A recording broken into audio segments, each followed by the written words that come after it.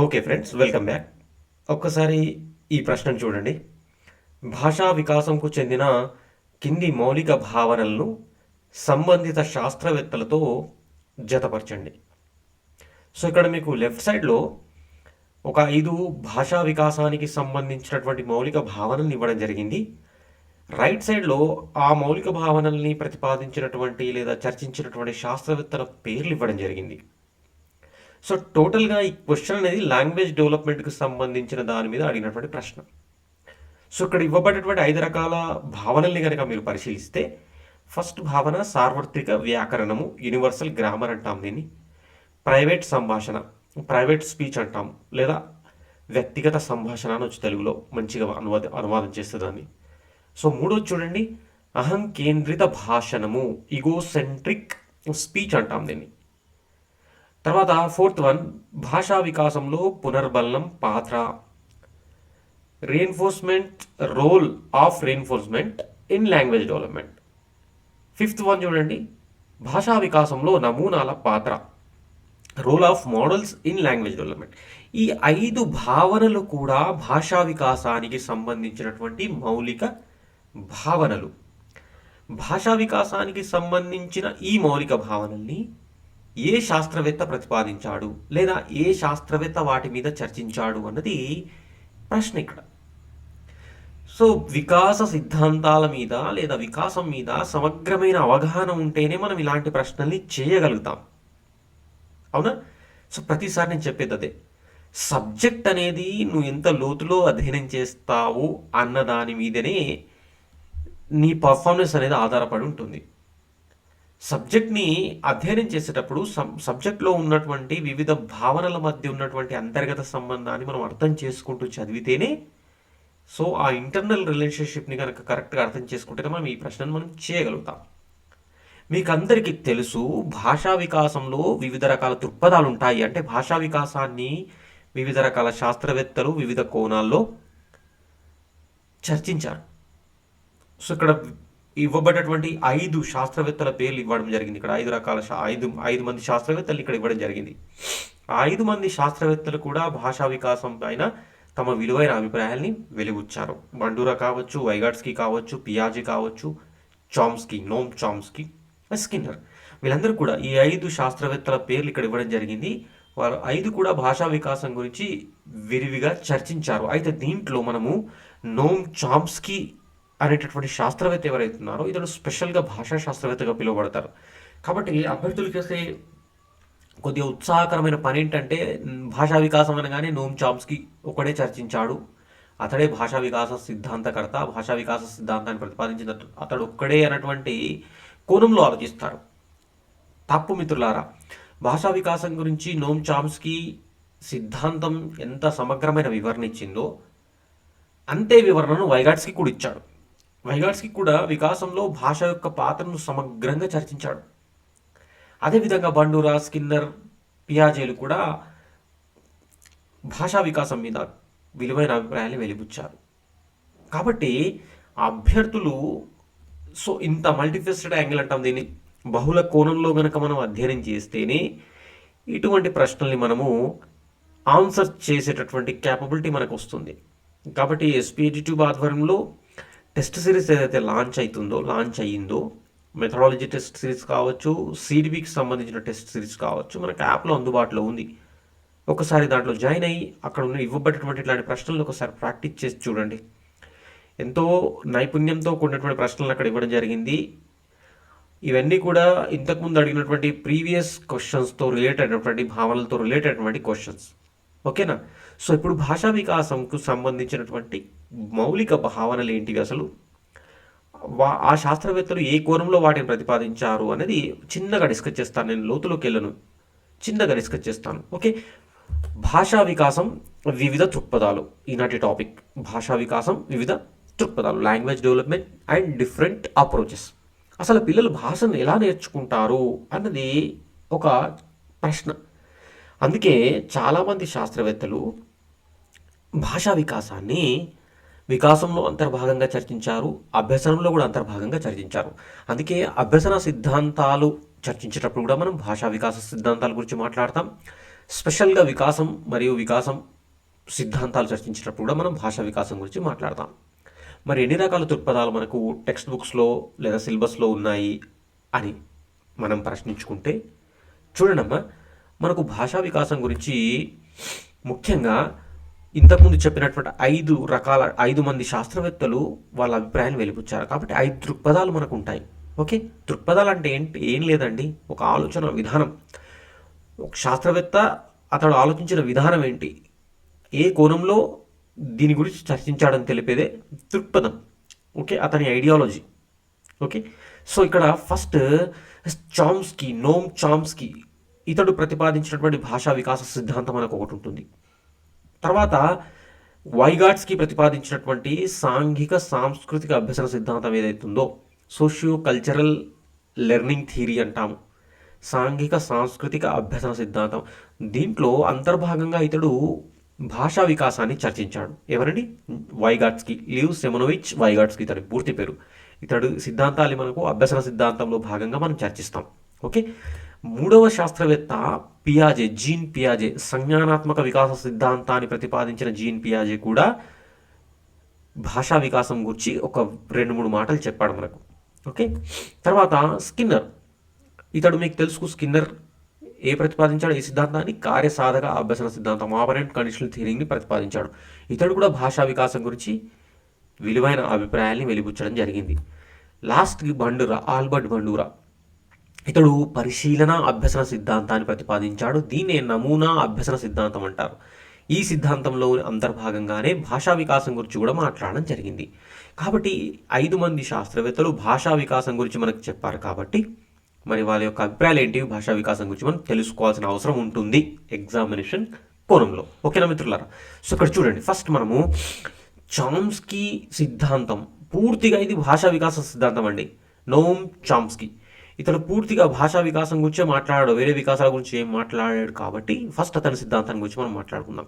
నేను లోతులోకి వెళ్ళడం లేదు. ఈ సెషన్ నోమ్ చామ్స్కీ భాషా వికాస సిద్ధాంతం గురించి మన యూట్యూబ్ ఛానల్లో చాలా డిస్క్రిప్టివ్ వేలో మనకు ఒక క్లాస్ అందుబాటులో ఉంది, మీరు చెక్ చేసుకోవచ్చు. నేను ఇక్కడ సూక్ష్మంగా చర్చిస్తున్నాను అంతే. ఇతడు 2 మౌలిక భావనల్ని చెప్పాడండి భాషా వికాసానికి సంబంధించినవి, చాలా చాలా ఇంపార్టెంట్. ఒకటి భాషా గ్రహణ సాధనం, రెండవది సార్వత్రిక వ్యాకరణం. భాషా గ్రహణ సాధనాన్ని మనం ఇంగ్లీష్లో లాంగ్వేజ్ అక్విజిషన్ డివైస్ అంటాం, LAD. సార్వత్రిక వ్యాకరణాన్ని మనం యూనివర్సల్ గ్రామర్. ఈ 2 భావనల్ని కూడా ప్రతిపాదించిన శాస్త్రవేత్త ఎవరమ్మా? నోమ్ చామ్స్కీ. ఏంటి మరి భాషా గ్రహణ సాధనం అంటే ఇతడు ఏమంటాడంటే, శిశువు పుట్టుకతోనే ఇన్నేట్ ఎబిలిటీ, అంతర్గత సామర్థ్యంతో, భాషను నేర్చుకునేటటువంటి అంతర్గత సామర్థ్యంతో పుడతాడు. ఓకే, ఇన్నెట్ ఎబిలిటీస్ లేదా ఇన్నెట్ స్ట్రక్చర్స్ అంటాడు, వాటి అంతర్గత సామర్థ్యము లేదా అంతర్గత నిర్మాణాలు అని పిలిచాడు. ఏం లేదు, మెదడు ఏదైతే ఉందో ఆ మెదడు అనేది పుట్టుకతోనే మనిషి మెదడు భాషను నేర్చుకోవడానికి అనువైనటువంటి నిర్మాణాన్ని కలిగి ఉంటుంది. వేరే జంతువులలో అలాంటి సర్దుబాటు చేసుకునేటటువంటి, భాషను నేర్చుకునేటటువంటి సామర్థ్యం డెవలప్ అయి ఉండదు అంటాడనమాట నోమ్ చామ్స్కీ. అంటే ఏం లేదు, స్థూలంగా చెప్పాలంటే మనిషి మెదడు అనేది భాషను నేర్చుకోవడానికి అనువుగానే రూపొందించబడింది, తయారు చేయబడ్డది అన్నది నోమ్ చామ్స్కీ యొక్క బలమైన వాదన. అంటే పుట్టుకతోనే శిశువు భాషను నేర్చుకునే సామర్థ్యంతోనే పుడతాడు.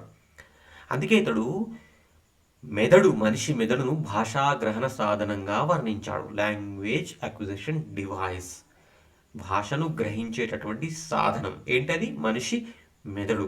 పుట్టుకతోనే మనిషి మెదడులో అంతర్గత సామర్థ్యం, అంతర్గత నిర్మాణాలు ఉంటాయి అని చెప్పాడు. దాన్నే భాషా గ్రహణ సాధనం, LAD, లాంగ్వేజ్ అక్విజిషన్ డివైస్ అని అభివర్ణించాడు నోమ్ చామ్స్కీ.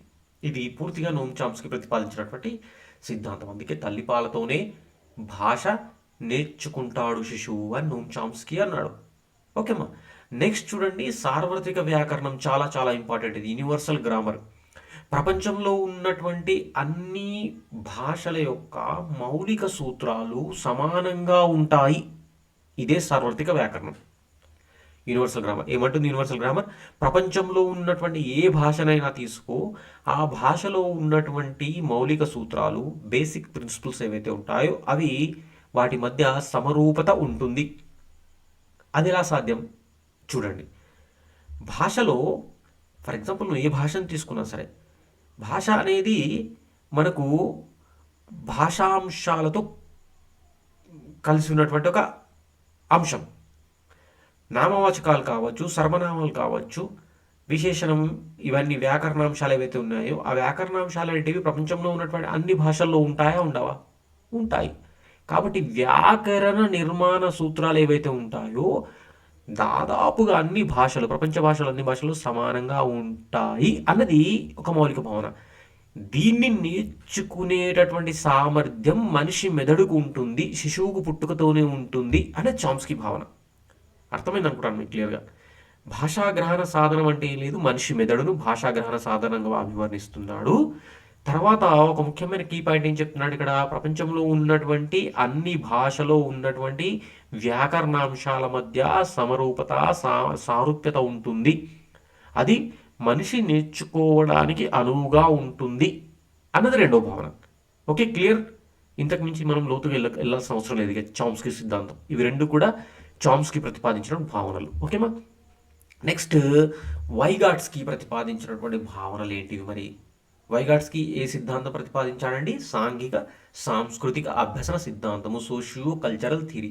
ఇతడు భాష వికాసంలో సంఘం సంస్కృతి పాత్రను నొక్కి వక్కానించాడు. అంటే అర్థం ఏంటి? దానికి పెద్దపీట వేశాడు. సంఘం ద్వారా అభ్యసనం జరుగుతుంది, భాషా వికాసం కూడా సంఘంతో ఇంటరాక్షన్, సామాజిక ప్రతిచర్య అంటాం దీన్ని, సోషల్ ఇంటరాక్షన్. ఈ సోషల్ ఇంటరాక్షన్ ద్వారానే శిశువులో భాషా వికాసం జరుగుతుంది అని వైగాట్స్కీ చెప్పాడమ్మ. ఓకేనా? వైగాట్స్కీ భాషా వికాసంలో సంఘం పాత్రకు పెద్దపీట వేశాడు. ఇతడు 2-3 అంశాలు చెప్పాడు భాషా వికాసంలో. భాషా రూపాలు 3 ఉంటాయని చెప్పాడండి. వీటికి భాషా రూపాలు 3 ఉంటాయని చెప్పాడు. ఒకటి సాంఘిక భాష, సోషల్ స్పీచ్ అంటాము. రెండవది ప్రైవేట్ భాష, ప్రైవేట్ స్పీచ్ అంటాము, లేదా వ్యక్తిగత భాష లేదా సంభాషణ అనొచ్చు మనము. మూడవది అంతర్గత సంభాషణ, ఇంటర్నల్ స్పీచ్ అని పిలుస్తాడనమాట. ఏంటి భాషా రూపాలు అంటే, సాంఘిక భాష అనేది 2వ సంవత్సరంలో, శిశువు యొక్క 2వ సంవత్సరంలో మనకు కనిపిస్తూ ఉంటుంది. ప్రైవేట్ భాష అనేది 3వ సంవత్సరంలో, శిశువు యొక్క 3వ సంవత్సరంలో 3 సంవత్సరాల వయసులో ఇది కనబడుతూ ఉంటుంది. ఇక 7వ సంవత్సరాల వయసు ఆ తర్వాత కనబడేది అంతర్గత సంభాషణ. ఏంటివి ఈ భాషా రూపాలు అంటే, సాంఘిక భాషను శిశువు సమాజంతో లేదా ఇతరులతో ప్రతిచర్యను పొందేటప్పుడు ఉపయోగిస్తాడండి. మనం సాధారణంగా ఎందుకు సంఘంతో ప్రతిచర్య పొందుతాము అంటే, మన అవసరాలు తీర్చుకోవడానికి మనం సంఘంతో ప్రతిచర్యను జరపాల్సి ఉంటుంది. ఆ క్రమంలో శిశువు ఉపయోగించే భాష అనేది సాంఘిక భాష. క్లియర్? చిన్నగా చెప్పేస్తున్నాను నేను సింపుల్గా. సోషల్ స్పీచ్, ఇది దేనికోసం ఉపయోగిస్తాడు పిల్లవాడు? తన అవసరాలు తీర్చుకోవడానికి, తన అవసరాల్ని తీర్చుకోవడానికి సాంఘిక భాషను ఉపయోగిస్తాడు at the age of 2 years. Okay. Private speech, private భాష, దీన్ని ఎందుకోసం ఉపయోగిస్తాడు పిల్లవాడు అంటే, తనను తాను నియంత్రించుకోవడానికి, స్వీయ నియంత్రణకు. చాలా జాగ్రత్తగా వినండి. ప్రైవేట్ స్పీచ్ దేన్ని ఉపయోగిస్తాడు? స్వీయ నియంత్రణకు, తన మానసిక చర్యల్ని తానే నియంత్రించుకోవడానికి ప్రైవేట్ స్పీచ్ను ఉపయోగిస్తాడండి. దీన్ని ఏ విధంగా చెప్పొచ్చు ఉదాహరణకి అంటే, చిన్నపిల్లలు మీరు ఆడుకుంటప్పుడు గమనించండి, తనలో తాను మాట్లాడుకుంటూ ఉంటాడు బిగ్గరగా. అవునా? బిగ్గరగా మాట్లాడుతూ తనలో తాను ఆడుకుంటూ ఉంటాడు. తనకు తానే సూచనలు చేసుకుంటూ ఉంటాడు, తనకు తానే మార్గదర్శకత్వం చేసుకుంటూ ఉంటాడు, తనకు తానే కమాండ్స్, ఆజ్ఞలు ఇచ్చుకుంటూ ఉంటాడు, తనకు తానే ఆజ్ఞలు ఇచ్చుకుంటాడు, తనకు తానే సూచనలు ఇచ్చుకుంటుంటాడు. ఈ విధంగా సూచనల్ని, ఆజ్ఞల్ని తనకు తానుగా ఇచ్చుకుంటూ ఒంటరిగా ఆడేటటువంటి పిల్లవాడు వాడేటటువంటి భాషనే వైగాట్స్కీ ఏమన్నాడు ఇక్కడ? వ్యక్తిగత సంభాషణ, ప్రైవేట్ సంభాషణ అన్నాడు. ఇది దేనికోసం ఉపయోగపడుతుంది? ప్రైవేట్ సంభాషణ అనేది స్వీయ నియంత్రణకు, సెల్ఫ్ రెగ్యులేషన్ కోసం ఉపయోగిస్తాడు పిల్లవాడు. ఇక్కడ పియాజే వాదించిన వాదనని కూడా ఇక్కడ మాట్లాడాల్సి ఉంటుందండి. పియాజే కూడా ఈ ప్రైవేట్ స్పీచ్ని ఏమన్నాడంటే, ప్రైవేట్ స్పీచ్ని ఏమన్నాడంటే ఇక్కడ అహం కేంద్రీకృత సంభాషణ లేదా అహం కేంద్రిత భాష అన్నాడు. ఈగోసెంట్రిక్ లాంగ్వేజ్ అన్నాడు. అంటే ఏంటి ఈగోసెంట్రిక్ లాంగ్వేజ్ అంటే? అంటే పిల్లవాడు, ఈ వయసులో ఉన్నటువంటి పిల్లవాడు ఎక్కువగా నేను, నాది అన్న విషయాల్ని భాషలో ఈ పదాలని ఎక్కువ వాడుతుంటాడు. మీరు గమనించి ఉంటారు. చిన్నపిల్లలు నేను, నాది అనేటువంటి పదాలని ఎక్కువగా వాడుతూ ఉంటాడు. ఇట్లా ఈ పదాలని వాడుతూ ఉపయోగించే భాషనే పియాజే ఏమంటున్నాడు? ఈగోసెంట్రిక్ లాంగ్వేజ్ అన్నాడు. అంటే ప్రపంచం తన చుట్టే తిరుగుతుంది, ఇంకా ప్రపంచంతో వాడు ఇంటరాక్ట్ కాలేదు, ప్రపంచం చాలా పెద్దది అన్నటువంటి ఒక విభిన్న బహుళ కోణంలో ఆలోచించేటటువంటి విజ్ఞత ఇంకా వాడిలో కలగలేదు. కాబట్టి తన అభిప్రాయాలే ఫైనల్, ఇతరులు కూడా అభిప్రాయాలు ఉంటాయి, వాటిని గౌరవించాలి అన్నటువంటి ఇంగితం ఆ వయసులో ఉండదు. కాబట్టి చిన్నపిల్లల్లో కేంద్రీకృతమైనటువంటి భాషనే అహం కేంద్రిత భాష, అహం కేంద్రీకృత సంభాషణ, ఈగోసెంట్రిక్ లాంగ్వేజ్ అన్నాడు పియాజే. సో అక్కడ అహం కేంద్రీకృత సంభాషణ అనేదైతే అన్నాడో పియాజే, అది వైగాట్స్కి యొక్క ప్రైవేట్ స్పీచ్తో పోలికలు కలిగి ఉంటుంది. అయితే తేడా ఎక్కడుందంటే, ఈ ప్రైవేట్ స్పీచ్ అనేది వికాసంలో చాలా క్రియాశీలక పాత్ర పోషిస్తుంది. ఇది భవిష్యత్తులో హయ్యర్ ఆర్డర్ థింకింగ్ స్కిల్స్ ఏవైతే ఉన్నాయో, ఉన్నత మానసిక ప్రకార్యాలు అంటాం, హయ్యర్ ఆర్డర్ థింకింగ్ స్కిల్స్, అవి డెవలప్ కావడానికి ఈ ప్రైవేట్ స్పీచ్ అనేది చాలా చాలా దోహదపడుతుంది అని వైగాట్స్కి అంటే, పియాజే ఏమంటాడంటే ఆ ఈగోసెంట్రిక్ లాంగ్వేజ్ ఏదైతే ఉందో దానివల్ల పెద్దగా ఉపయోగం ఏమీ ఉండదు భవిష్యత్తులో అంటాడు. ఇక్కడనే తేడా ఉంది పియాజేకి వైగాట్స్కి. సో ప్రశ్న ఈ రకంగా కూడా అడగచ్చు మీకు. పియాజే ప్రతిపాదించినటువంటి అహం కేంద్రిత సంభాషణ ఏదైతే ఉందో అది వైగాట్స్కి యొక్క ఏ భాషా రూపంతో పోలికల్ని కలిగి ఉంటుంది అని కూడా అడగచ్చు, లేదా సారూప్యతను కలిగి ఉంటుంది అని అడగచ్చు. దేంతో? ప్రైవేట్ స్పీచ్తో కలిగి ఉంటుంది. క్లియర్ అమ్మా? ఓకే. సో వైగాట్స్కి ప్రతిపాదించినటువంటి 3 భాషా రూపాలు, 2 భాషా రూపాలు మనకు తెలిసిపోయాయి. సోషల్ స్పీచ్ తెలిసిపోయింది, ప్రైవేట్ స్పీచ్ తెలిసిపోయింది. సో ఇప్పుడు ఇంటర్నల్ స్పీచ్, అంతర్గత సంభాషణ గురించి మాట్లాడుకోవాలి. ఏం లేదు, అంతర్గత సంభాషణ అంటే ఈ ప్రైవేట్ స్పీచ్ ఏదైతే ఉందో వయసు పెరుగుతున్న కొద్దీ ఇంటర్నల్ స్పీచ్గా పరిణితి పొందుతుంది. బయటకు బిగ్గరగా మాట్లాడుతూ తనకు తాను ఆదేశాల్ని, సంజ్ఞల్ని, సూచనలు ఇచ్చుకున్నటువంటి పిల్లవాడు వయసు పెరిగిన తర్వాత బయటకు తన స్వీయ నియంత్రణకు ఉపయోగించే సంభాషణ లోపటినే మాట్లాడుకుంటాడు. మీరు గమనించి ఉంటారు, మనం ఎప్పుడైనా డీప్ థాట్లో వెళ్ళిపోయినప్పుడు, థింకింగ్లో వెళ్ళిపోయినప్పుడు పెదాలు కదలవు, కానీ మనలో మనం మాట్లాడుకుంటూ ఉంటాం అంతర్గతంగా. మన థాట్ ప్రాసెసింగ్ అనేది నడుస్తూ ఉంటుంది, ఆలోచనల పరంపర అనేది నడుస్తూ ఉంటుంది. అంటే మనం మాట్లాడకుండా మౌనంగా ఉన్నప్పటికీ మన మనస్సు, మెదడు మాట్లాడుతూ ఉంటుంది. మాట్లాడుతూ మనల్ని మనం గైడ్ చేసుకుంటూ ఉంటాం, మనల్ని మనం ఆజ్ఞలు ఇచ్చుకుంటూ ఉంటాం, మనల్ని మనం స్వీయంగా నియంత్రణ చేసుకుంటూ ఉంటాం. కాబట్టి ప్రైవేట్ స్పీచ్ అనేది, ఇంటర్నల్ స్పీచ్ అనేది రెండు కూడా ఒకటే.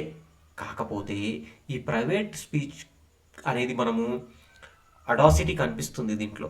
ఏం కనిపిస్తుంది? అడాసిటీ అంటే బయటకి శబ్దం వినిపిస్తే, ఇంటర్నల్ స్పీచ్ ఏదైతే ఉందో దాంట్లో అడాసిటీ అనేది కనబడదు. లోపటనే మాట్లాడుకుంటూ ఉంటాం, దాన్ని అంతర్గత సంభాషణ అంటాం.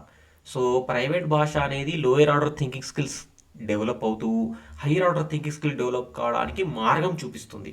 కాబట్టి అంతర్గత సంభాషణ, హైయర్ ఆర్డర్ థింకింగ్ స్కిల్స్ అంటే ఏంటి? విశ్లేషణ, సంశ్లేషణ, అవునా, హేతుకీకరణ, ఇట్లాంటి ఉన్నత స్థాయి మానసిక ప్రకార్యాలు ఏవైతే ఉన్నాయో వాటిని నియంత్రిస్తుంది అంతర్గత సంభాషణ. ఓకే, ప్రైవేట్ భాషనే వికాసం చెంది అంతర్గత సంభాషణగా మారుతుంది. ఓకేనా? క్లియర్ కదా? నెక్స్ట్ ఇప్పుడు ఒకసారి చూడండి, ఇక్కడ చూడండి ఒకసారి. ఇద్దరు శాస్త్రవేత్తల గురించి మనం మాట్లాడేసాం ఆల్రెడీ. చోమ్స్కీ, వైగాట్స్కీ గురించి మాట్లాడుకున్నాం. ఇక పియాజే గురించి కూడా నేను ఆల్రెడీ డిస్కస్ చేశాను. పియాజే ఏ భాషా వికాసం పైన వెలిపించినప్పుడు విలువైన అభిప్రాయం ఏంటి? ఈగోసెంట్రిక్ లాంగ్వేజ్, అహం కేంద్రీకృత సంభాషణ. అంటే తన గురించి తానే మాట్లాడుకోవడం, ఎప్పుడు తనదే వినాలనుకోవడం, తనలాగే ఇతరులకు అభిప్రాయాలు ఉంటాయి అని తెలుసుకోకపోవడం, అది ఈగోసెంట్రిజం అంటాం. ఇక నెక్స్ట్ స్కిన్నర్ అండి. స్కిన్నర్ ఏమంటాడంటే భాషా వికాసంలో అనుకరణ, పునర్బలనం, చాలా జాగ్రత్తగా వినాలి. అనుకరణ, పునర్బలనం క్రియాశీలక పాత్ర పోషిస్తాయి అంటాడు. మరో రకంగా చెప్పాలంటే పునర్బలనం అనేది భాషా వికాసానికి మార్గం చూపుతుంది అంటాడు. పునర్బలనం. పునర్బలనం అంటే ఏంటో మీకు నేను నిబంధన సిద్ధాంతాలు మాట్లాడేటప్పుడు చాలా చక్కగా వివరించాను. మన యూట్యూబ్ ఛానల్లో క్లాసెస్ ఉన్నాయి, మీరు చూడొచ్చు. ఓకే, కాబట్టి పునర్బలనానికి పెద్దపీట వేసింది ఎవరు భాషా వికాసంలో? స్కిన్నర్. నెక్స్ట్ వచ్చేది ఆల్బర్ట్ బండూరా. ఆల్బర్ట్ బండూరా ప్రతిపాదించినటువంటి సిద్ధాంతం ఏంటో మీకు తెలుసు కదా, పరిశీలన అభ్యసన సిద్ధాంతం అంటాం దానికి. దానికి ఇంకో పేరు ఏముందమ్మా? నమూనా అభ్యసన సిద్ధాంతం. నమూనాలు అంటే ఎవరు? రోల్ మోడల్స్ అండి. నమూనాలు అంటే ఏంటి? మనం ఎవరినైనా అనుకరించాలనుకుంటామో, శిశువు ఎవరిని అనుకరిస్తుందో అవి నమూనాలు. నమూనా అనేది ఇక్కడ వ్యక్తులు కావచ్చు, లేదా ఒక మిథ్య పాత్ర కావచ్చు, అంటే ఒక కామిక్ రోల్ కావచ్చు. ఇప్పుడు చోటా భీమ్ లాంటి కామిక్ రోల్స్ కావచ్చు, చోటా భీమ్ లేదా లిటిల్ సింగం లాంటి ఇట్లా రోల్స్ వస్తుంటాయి కదా, కార్టూన్స్ వస్తుంటాయి కదా, దాన్ని కూడా పిల్లలు అనుకరిస్తుంటారు. ఏదైనా కావచ్చు, దాన్ని నమూనా అని పిలవచ్చు. ఆ నమూనాలను అనుకరిస్తూ పరిశీలిస్తూ భాషను నేర్చుకుంటారు పిల్లవాళ్ళు అని చెప్పింది బండూరా. ఓకే, కాబట్టి అనుకరణకు, పరిశీలనకు, భాషా వికాసంలో పెద్దపీట వేసింది బండూరా. పునర్బలనానికి పెద్దపీట వేసింది స్కిన్నర్. ఓకే, ఈగోసెంట్రిక్ స్పీచ్ని ప్రతిపాదించింది పియాజే. Social speech, private speech, internal స్పీచ్ని ప్రతిపాదించింది Vygotsky. Okay, language acquisition device, universal grammar అనేటటువంటి మౌలిక భావనలు ప్రతిపాదించింది చామ్స్కీ. చూసారా, భాషా వికాసాన్ని మనం ఎన్ని కోణాల్లో అర్థం చేసుకున్నాము. కాబట్టి పిల్లలు ఏ విధంగా భాష నేర్చుకుంటారు మీరు గమనించండి. తరగతి గదిలో ఏ విధంగా మాట్లాడుతుంటారు పిల్లలు. చూడండి, పిల్లలు ఫస్ట్ తప్పుగా మాట్లాడతారు, అవునా? తప్పుగా మాట్లాడిన తర్వాత ఎవరో పక్కున్నటువంటి విద్యార్థులు లేదా తల్లిదండ్రులు దాన్ని సరిదిద్దుతారు, అవునా? కాబట్టి యత్నదోష సిద్ధాంతం కూడా ఇక్కడ మనకు భాషా వికాసంలో సహాయపడుతుంది. కాబట్టి భాషా వికాసాన్ని అభ్యసన వికాసాలతో విడిగా చూసి చదవకండి.